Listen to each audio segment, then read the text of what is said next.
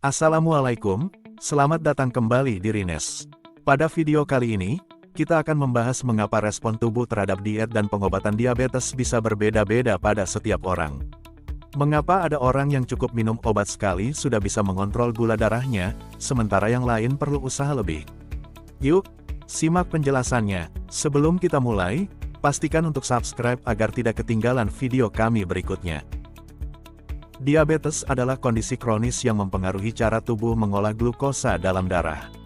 Pengelolaan diabetes biasanya melibatkan diet khusus, olahraga, dan obat-obatan.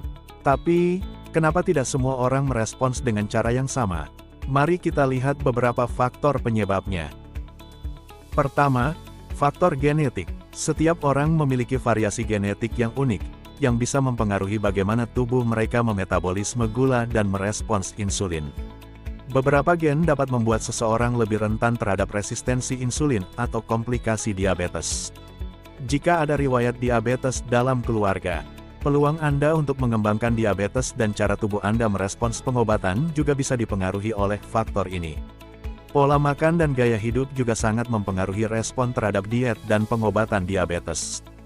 Kebiasaan makan yang berbeda, seperti jenis makanan yang dikonsumsi, frekuensi makan, dan asupan kalori, dapat mempengaruhi kontrol gula darah dan efektivitas pengobatan. Tingkat aktivitas fisik. Aktivitas fisik membantu meningkatkan sensitivitas insulin dan mengontrol gula darah. Tingkat aktivitas yang berbeda-beda pada setiap individu akan mempengaruhi bagaimana tubuh mereka merespons pengobatan dan diet. Kondisi kesehatan lain yang menyertai diabetes juga dapat mempengaruhi respon tubuh terhadap diet dan pengobatan.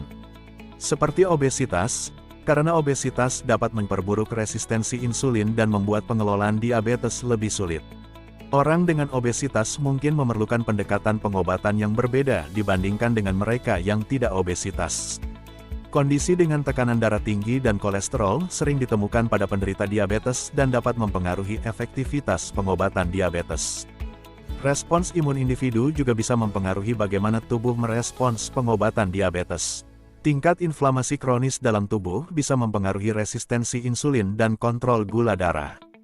Faktor psikologis dan emosional juga memainkan peran penting dalam pengelolaan diabetes. Stres dapat meningkatkan kadar kortisol, yang bisa menyebabkan lonjakan gula darah. Cara seseorang mengelola stres bisa mempengaruhi kontrol diabetes mereka.